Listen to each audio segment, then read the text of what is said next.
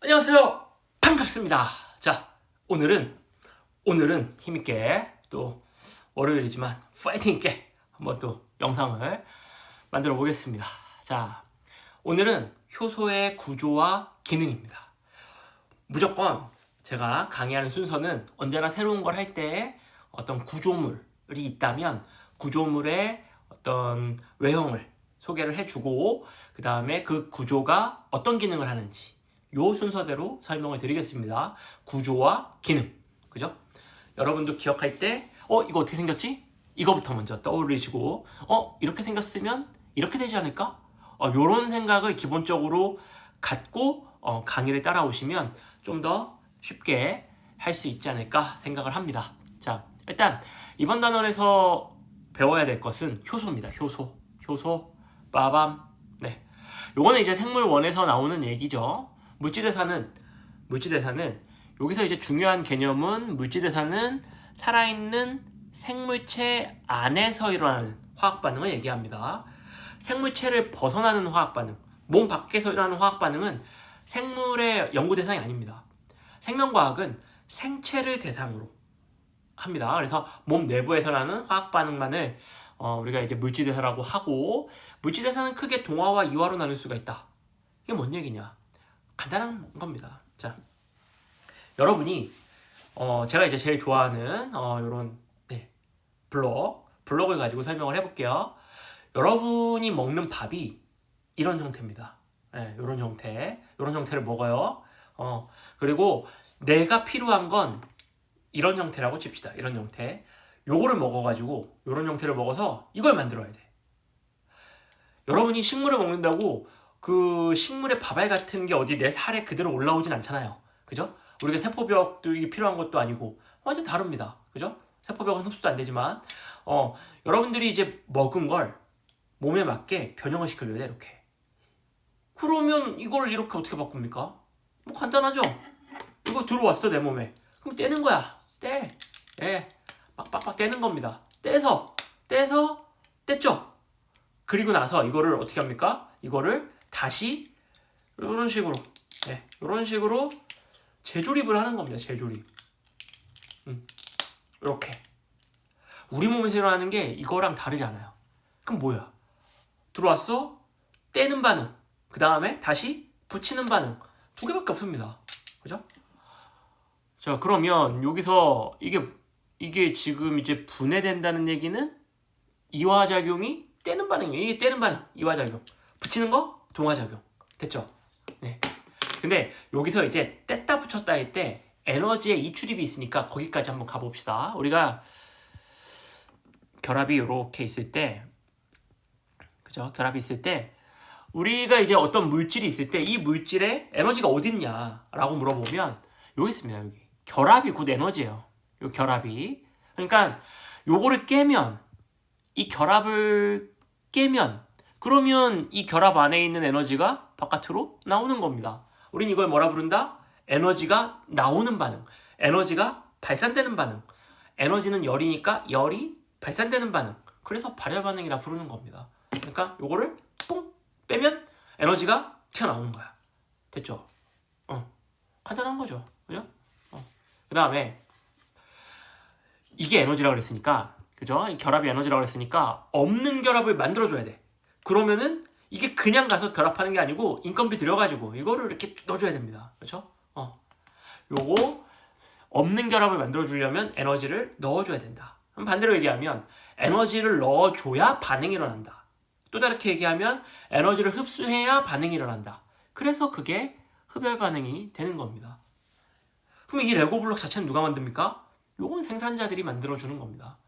생산자들이 레고 블록을 만들어서 지구에 뿌리면 소비자들은 그거를 가지고 이렇게 저렇게 뗐다 붙였다 하면서 자기 몸에 필요한 걸 각각 만들어 쓰는 겁니다. 간단하죠? 그러면 효소는 뭘 하냐?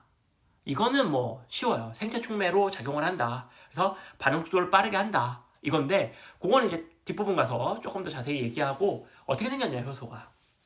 효소의 생긴 모습을 한번 보겠습니다. 효소는 요래 생겼습니다. 그래 모식도로 나타낼 때 이렇게 생겼어요.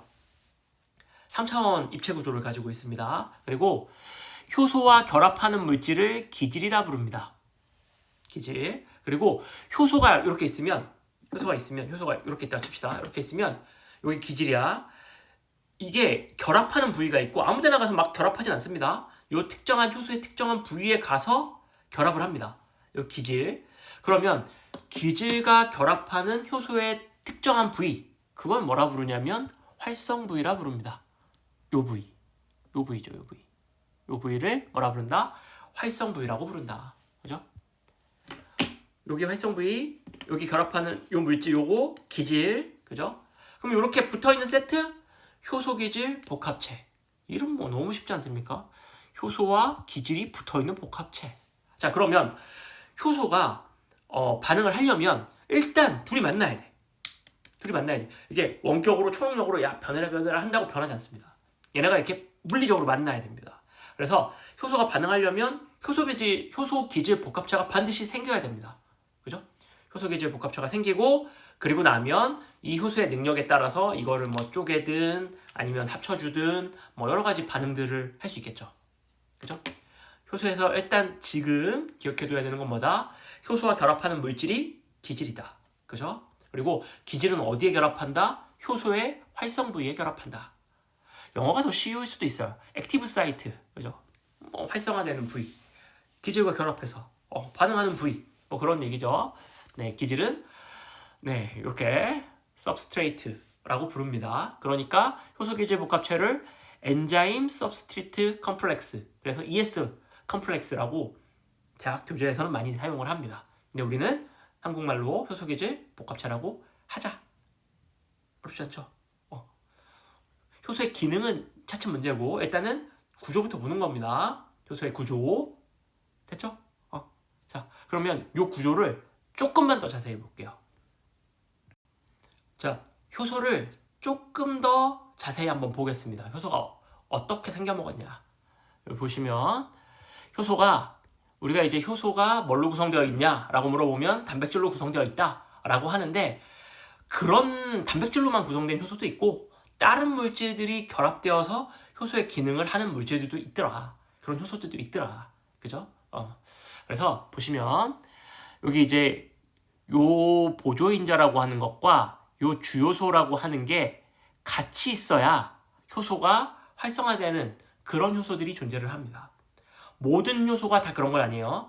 어떤 효소들은 주요소만 있는 효소들도 있어요. 이게 뭔 차이냐면 주요소는 성분이 뭐다? 단백질이다. 네, 요거는 단백질로 구성되어 있다. 그리고 보조인자는 비단백질이다. 그죠? 단백질이 아니라는 얘기입니다. 단백질로만 구성되어 있는 줄 알았더니 단백질로 되어 있는 부분과 단백질이 아닌 부분이 합쳐졌을 때 비로소 온전한 효소의 기능을 하더라 이 말입니다. 모든 게 그렇다? 그건 아니고 이런 식으로 두 개가 합쳐져야 활성화되는 효소들이 있더라. 그죠? 됐죠? 그래서 여기 보시면 주요소만 있으면 요 기질하고 여기 딱 결합 자리가 안 나오죠. 여기 각이 안 나오죠. 그렇죠? 근데 요 보조인자가 들어와서 이렇게 세트가 됐을 때 기질이 딱 결합을 해서 효소 기질 복합체가 되는 겁니다. 자, 그러면 요 명칭을 뭐라고 할 것이냐? 요 주요소, 단백질로 구성되어 있는 효소의 가장 중요한 부분입니다. 그래서 주요소 요 부분과 보조인자 요거는 효소를 구성하고 있는데 단백질이 아닌 부분. 그죠? 단백질이 아닌 부분. 단, 비단. 그죠? 이 둘을 합쳐서 뭐라 부르냐면 전효소라고 부릅니다. 전효소. 그죠? 완전한 효소, 전체 효소라는 의미죠. 그래서 전효소는 뭘로 구성되어 있다? 주요소와 보조인자로 구성되어 있다. 즉, 주요소와 보조인자가 세트를 이뤘을 때 효소가 제 기능을 발휘한다. 그죠? 됐죠? 그리고 이게 이제 단백질이 아닌데 단백질이 아닌 요 보조인자를 성분을 보니까 뭘로 나눌 수가 있냐면 요게 자 유기물인 경우도 있고요. 유기물인 경우도 있고 금속인 경우도 있더라. 그죠? 단백질이 아닌 보조인자의 성분을 봤더니 유기물인 경우도 있고 금속인 경우도 있더라. 유기물인 경우는 요거 효소를 도와준다는 의미에서 조효소라고 하자. 코엔자임이라고 부릅니다. 조효소라고 하자. 우리가 먹는 많은 비타민들이 여기에 속합니다. 우리가 비타민이 꼭 필요하다고 하는데 비타민들이 꽤 많은 부분에서 보조인자로 작용하는 경우들이 꽤 있습니다. 네, 그래서 유기물을 조효소라고 한다. 금속은 그냥 금속이라고 합니다. 네, 보조인자가 금속이면 금속이라고 합니다. 됐죠? 됐습니까? 됐어요. 네. 지금 이렇게 간단하게 제가 텀을 줄 때 머릿속으로 한 번 더 생각을 해보시는 겁니다. 요거는 단백질, 요거는 단백질이 아니고 단백질이 아닌 건 그럼 뭘로 구성되어 있냐 보니까 유기물이나 금속으로 구성되어 있더라. 유기물로 구성된 걸 조효소라고 하자. 그냥 하자. 그 다음에 금속은 그냥 금속이라고 하자. 됐죠? 근데 이제 이거를 결합 정도에 따라서 원래 이 보조인자는 요거 주요소랑 비공결합으로 결합되어 있어요. 그러니까 살짝 붙었다 떨어졌다 붙었다 떨어졌다를 반복합니다. 그래서 이 효소도 계속 반복해서 사용할 수 있지만 요 보조인자도 계속해서 반복해서 사용할 수 있습니다. 그리고 요거랑 똑같은 만약에 뭐 얘가 A 주요소예요. 얘가 A 요소야. 똑같은 종류의 효소야. B 요소, C 요소 있으면 이 보조인자가 여기에 와도 결합할 수 있고 여기에 와도 결합할 수 있고 여기에 와도 결합할 수 있습니다. 그죠? 똑같은 아밀레이스라고 하면 아밀레이스 1, 아밀레이스 2, 아밀레이스 3일 때 보조인자가 왔다 갔다 하면서 결합해서 활성을 나타낼 수 있다는 얘기입니다. 그러니까 몇 번이고 재활용할 수 있다. 그런 얘기죠.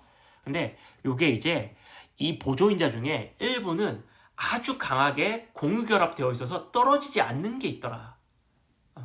그걸 뭐라고 한다? 보결족이라고 한다. 보결족은 성분이 뭐냐가 중요한 게 아니고 결합이 공유결합으로 강하게 결합돼서 안 떨어지느냐, 요걸 나타내는 겁니다. 근데 이제 그런 보결족 중에 주로 금속이 많더라는 겁니다. 금속이 많아. 금속만 있는 게 아니고 금속이 주로 많더라. 그래서 우리가 이제 요 보조인자에 요 금속과 요 보결족을 완전 매치시키는 경우가 있습니다. 근데 그건 아니고 이때 이 금속은 성분이 보조인자의 성분이 유기물이 아니라는 의미입니다. 모든 금속이 그럼 다 공유결합되어 있냐? 그건 아니거든요. 그러면 보결족이라는 말은 뭐다?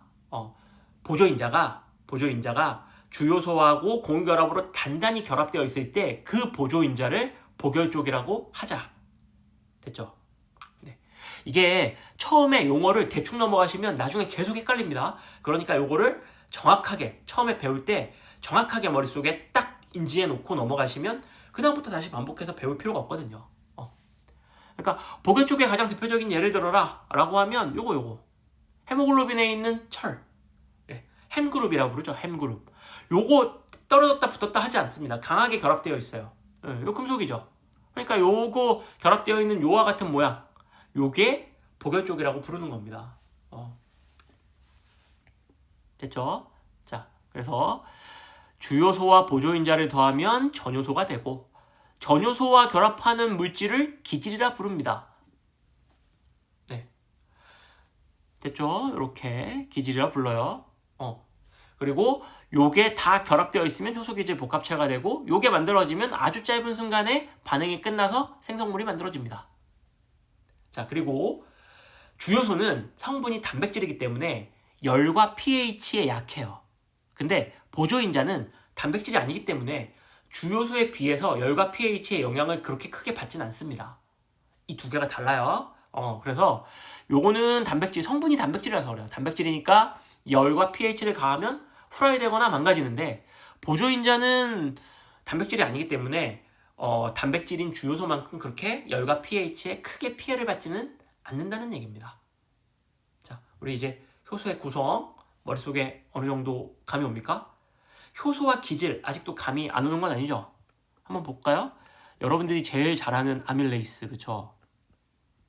자, 아밀레이스는 녹말을 엿당으로 바꿔줍니다. 자, 여기서 효소가 뭡니까? 당연히 아밀레이스. 기질은 뭡니까? 기질. 아밀레이스와 누가 결합합니까? 녹말과 결합해? 엿당과 결합해? 녹말과 결합하죠. 녹말과. 그러니까 아밀레이스의 기질은 녹말이 되는 겁니다. 되겠죠? 네. 자, 그러면 이렇게 생겨먹은 효소가 대체 무슨 일을 하냐 봅시다.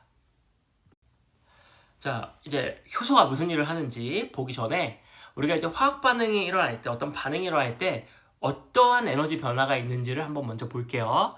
여기 이제 반응물이 있고 생성물이 있습니다. 자, 그러면 예를 들어서 동그라미가 세모가 되는 반응이 있다 라고 하면 동그라미가 반응물, 세모가 반응의 결과 나온 생성물이 되는 겁니다.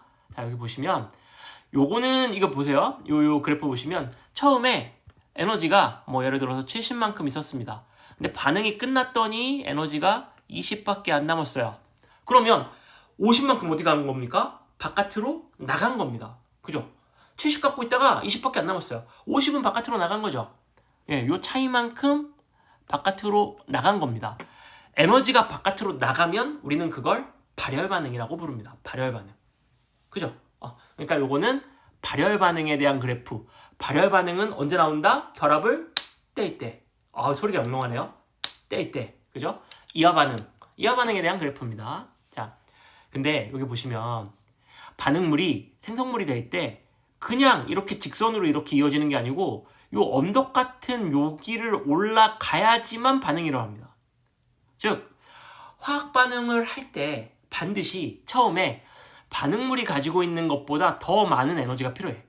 요 에너지만큼 에너지를 공급을 해줘서 에너지 레벨을 여기까지 끌어올려 줘야 반응을 한다는 얘기입니다. 그러니까 화학 반응할 때 반드시 필요한 최소한의 에너지가 존재를 합니다. 그게 뭐다? 활성화 에너지입니다. 여기 보시면 여기 이렇게 활성화 에너지. 이게 뭐다? 네, 화학 반응하는데 필요한 최소한의 에너지다. 이게 있어야 돼요. 있어야 돼. 자, 보세요. 휴지입니다. 네, 요거 휴지 에너지 가지고 있을까요? 없을까요? 여기 에너지 있어 없어? 요거 휴지가 에너지가 있다고 생각하는 사람들이 많지는 않은데 이거 에너지 있습니다. 이거 어떻게 알아? 라이터로 불을 한번 싹 켜보세요.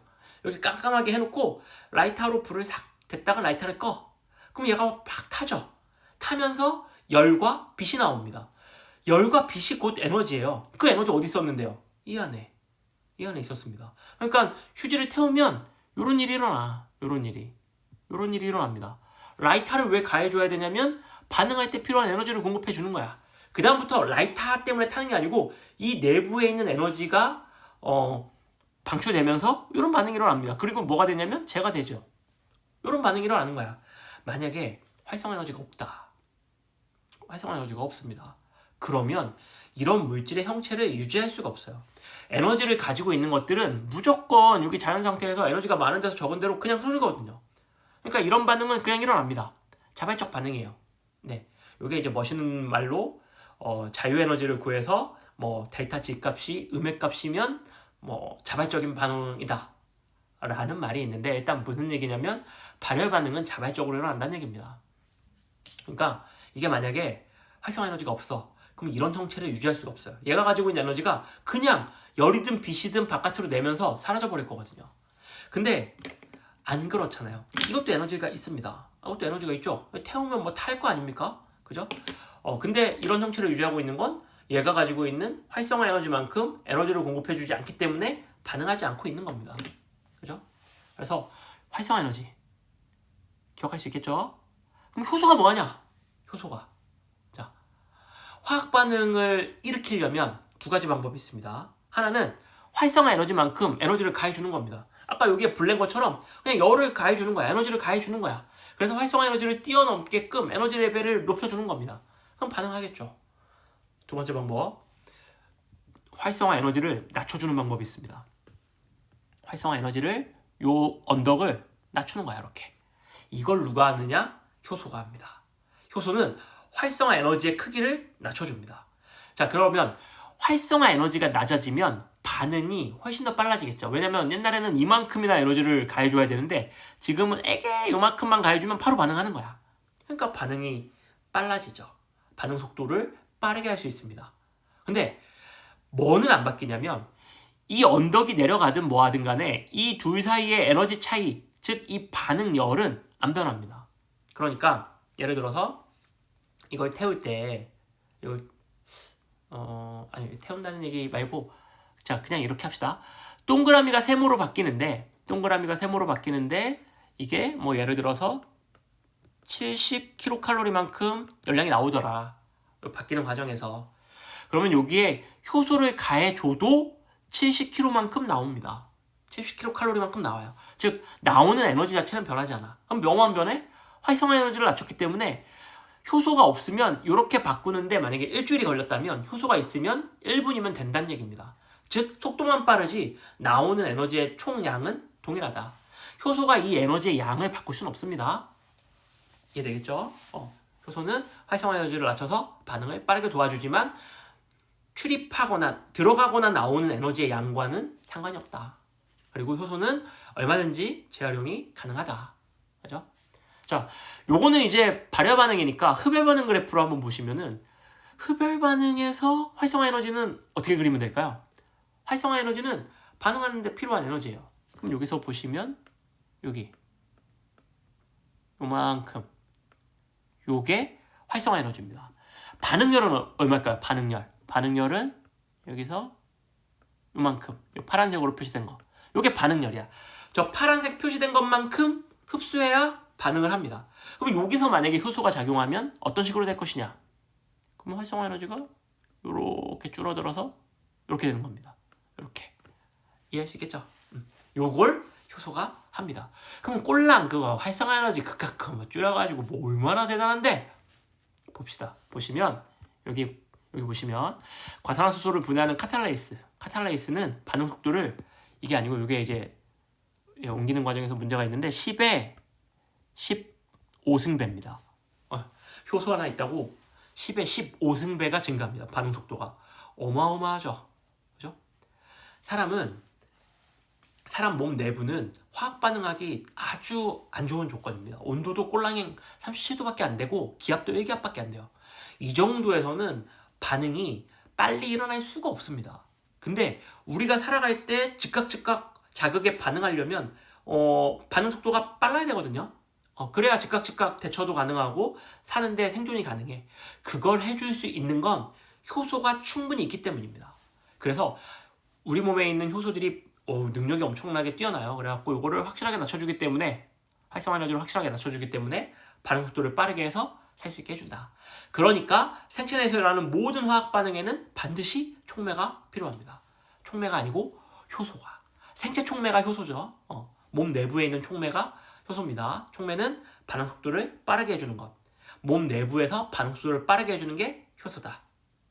자, 깜짝! 효소 뭘로 구성되어 있다고요? 아까 전효소 기억합니까? 주요소와 보조인자. 주요소는 단백질, 보조인자는 단백질 아닌 거. 단백질 아닌 건 유기물과 금속. 유기물은 조요소, 금속은 금속. 됐죠? 근데 이 중에서 이 보조인자 중에서 이 주요소와 단단하게 결합한다? 보교였죠. 됐죠? 자, 그리고 효소는 또 어떤 특징이 있냐면 활성화 에너지를 낮추는 이런 특징 때문에 반응 속도를 빠르게도 하지만 개나 소나 막 결합하지 않습니다. 하나의 효소는 하나의 기질하고만 결합합니다. 예를 들어서 아밀레이스, 치매 아밀레이스는 녹말하고만 결합하지 이게 뭐 단백질하고 결합하거나 단백질을 분해하거나 뭐 지질을 분해하거나 그러지 않죠. 입에서 나오는 아밀레이스가 단백질 분해했으면 여기 다 빵꾸 났지 이거. 이건 뭐 단백질 아닙니까? 이거 고기잖아 고기. 그죠? 다 빵꾸 납니다. 이건 막 결합하면 안 돼요. 그죠? 특정한 고물질하고 고기질하고만 효소와 결합하는 특정한 종류의 기질하고만 결합을 하는데 어떻게 이게 가능하냐? 효소가 눈이 달려가지고 뇌가 있어서 판단하는 게 아닌데 이게 어떻게 가능하냐? 간단합니다. 효소가 3차원 구조를 가지고 있잖아요. 그래서 초창기에는 이렇게 생각을 했어요. 열쇠 자물쇠처럼 기질과 효소가 딱 들어맞게 이렇게 생겼을 거다. 그래서 기가 막히게 여기 딱 맞는 요런 애하고만 결합을 한다. 왜냐면 구조가 이렇게 3차원으로 생겼기 때문에 여기 딱 맞는 게 많을 리가 없습니다. 그죠? 그래서 열쇠 자물쇠 모델로 설명을 했어요. 근데 최근에 밝혀지는 여러 가지 이제 3차원 구조를 우리가 그릴 수 있잖아요. 3차원 모델링, 3D 모델링을 통해서 이제 여러 가지 단백질 효소들의 3차원 구조들이 밝혀지고 있는데 그 구조와 기질의 구조를 봤더니 이게 딱 안 맞아요. 딱 안 맞아. 요런 기질이면 요게 요렇게 생겼을 줄 알았는데 요렇게 생겼단 말이야. 안 맞는 것처럼 보여. 여기 보시면 여기도 보면 이게 주둥이가 여기 네모난데 여기 둥그렇잖아요. 안 맞는 것 같아. 근데 이게 가까이 근처에 오면 근데 아무렇게나 되는 건 아닙니다. 요거랑 맞는 이 효소의 기질이 근처에 가까이 오면 이 효소가 약간의 변형을 일으키면서 기질과 딱 들어맞더라. 그래서 요런 애가 있으면 얘가 가까이 오잖아요. 이렇게. 그러면 이들 사이에 상호작용이 있잖아요. 그러면서 이렇게 움직이는 겁니다. 이렇게 움직여서 쫙. 그러니까 이렇게 있는데 쭉 오면 이렇게 되는 거야. 왜냐면 여기 사이에 상호작용이 있기 때문에 여기 오면 이렇게 되면서 빡! 이런 일이 일어나는 겁니다. 그죠? 이게 뭐다? 유도된다. 이 적합성이 유도되더라. 그래서 유도 적합 모델, induced fit. 이 발음이 토종이야. 그죠? induced fit 모델이라고 부릅니다. 그래서 열쇠자물쇠 모델이 최근에는 유도 적합 모델로 설명이 되고 있습니다. 네. 왜냐면 최근에 밝혀지는 어떤 3차원 모델링을 해보면 이렇게 열쇠자물쇠처럼 완전히 딱 들어맞는 그런 구조는 없어요. 거의 없어요. 그래가지고 이런 식으로 비슷한데 오면 확실하게 딱 들어맞게 구조가 변형돼서 결합을 하는 이와 같은 형태가 많습니다. 그래서 효소가 기질 특이성을 갖고 있는데 이 기질 특이성을 설명할 수 있는 두 가지 모델이 뭐냐면 열쇠자물쇠와 유도적합 모델이다. 열쇠자물쇠는 고정되어 있어서 3차원 구조가 완전히 딱 들어맞더라. 유도적합 모델은 완전히 딱 들어맞진 않는데 근처에 오면 변형돼서 딱 들어맞더라. 근데 최근에는 뭘로 설명한다? 유도적합 모델로 설명을 합니다. 왜냐면 딱 들어맞지 않는데 효소와 기질의 관계가 많으니까요. 그러니까 이걸로 설명이 안 돼서 이게 받아들여지고 있습니다. 그래서 이렇게 하나의 효소가 특정한 기질하고만 결합한다. 이걸 뭐라고 부르냐면 기질 특이성이라고 부릅니다. 자, 우리 이제 용어들이 조금 많이 나왔죠. 기질 특이성, 활성화 에너지. 네, 그렇게 크게 어려운 내용은 아닙니다. 여러분들이 요거 보고 이게 무슨 의미인지를 알고 효소가 뭐 하는지를 알고 그 다음에 효소의 기질 특이성이 왜 어떻게 나타나지? 이렇게 나타나는구나. 요걸 설명할 수 있으면 됩니다. 자, close your eyes. 발음 좋아요. 눈 감고 자, 오늘 배운 걸 쭉 한번 필름 빨리 감는 것처럼 머릿속에서 눈 감고 쭉 한번 생각해 보세요. 머리가 하얗게 백지다. 다시 봐. 예. 근데 뭔가 이제 앞에서 제가 설명했던 것들이 탁탁탁탁탁탁 지나간다. 필름처럼. Very nice. 네, 오늘 수업 여기까지.